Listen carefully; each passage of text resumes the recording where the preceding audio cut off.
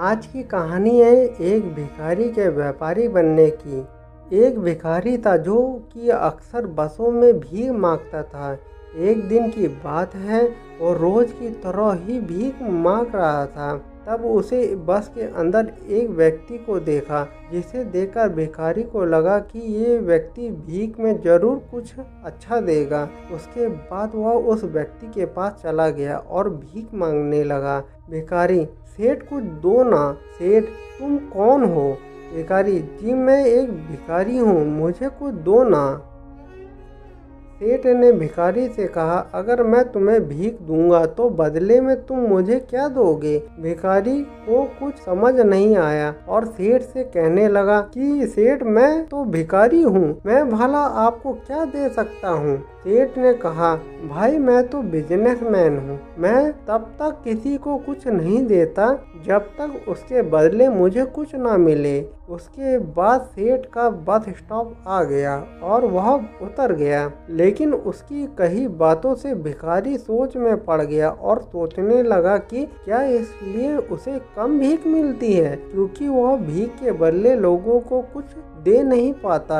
लेकिन मैं तो भिखारी हूँ, मैं आखिर किसी को क्या दे सकता हूँ? भिखारी यही बात सोच सोच कर बहुत परेशान था। तभी उसने देखा कि पास मैदान में काफी फूल लगे हुए हैं। उसे आइडिया आया कि क्यों ना भीख के बदले लोगों को फूल दिए जाएं।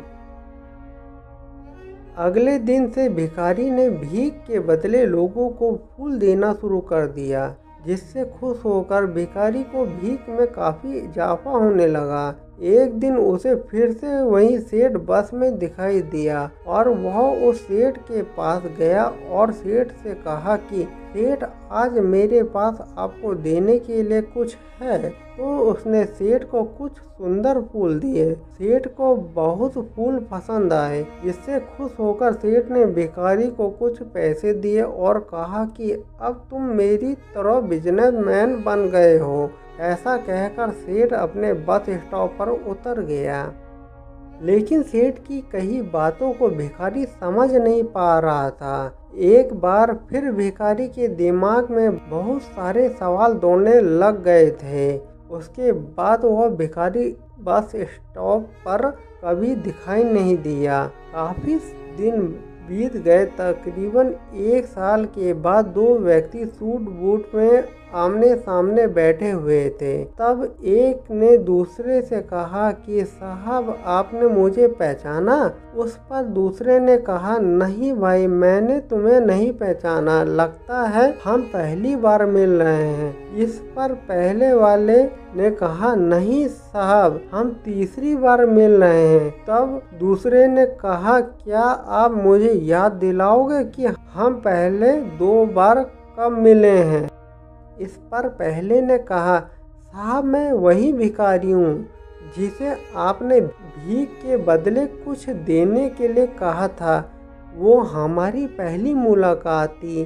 दूसरी बार आपने मुझसे कहा था कि मैं जो अब भीख के बदले फूल दे रहा हूँ, इससे मैं आपकी तरह बिजनेसमैन बन गया हूँ। आपकी वही बात मेरे दिल में घर कर गई और मैंने खुद से सवाल किया कि आखिर कब तक मैं भिखारी बना रहूँगा। उसके बाद मैं अब फूलों का व्यापारी बन गया हूँ और आज मैं अपने व्यापार के सिलसिले से ही शहर जा रहा हूँ। ये बात शायद मुझे कभी समझ नहीं आती, लेकिन आपके द्वारा बोले गए शब्दों ने मुझसे मिला दिया। अब मैं जान गया हूँ कि मैं कौन हूँ, जिसका नतीजा यह निकला कि मैं फूलों का बहुत बड़ा व्यापारी बन गया। आपने मुझे पहली मुलाकात में प्रकृति का नियम समझाया कि हमें तभी कुछ मिलता है जब हम कुछ देते हैं। लेन देन का नियम जो आपने मुझे समझाया ये सच में काम करता है, लेकिन उसके बाद भी मैं खुद को हमेशा भिखारी ही समझता रहता। अगर आपने मुझे दूसरी मुलाकात में मुझे यह एहसास नहीं कराया होता कि मैं एक बिजनेसमैन हूँ।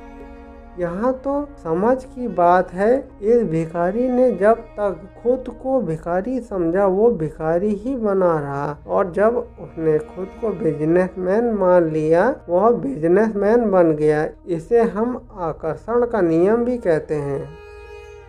अगर मेरी कहानी आपको पसंद आई है तो मेरे चैनल RS स्टोरी को लाइक करिए, सब्सक्राइब करिए तथा बेल आइकन में क्लिक करिए। धन्यवाद।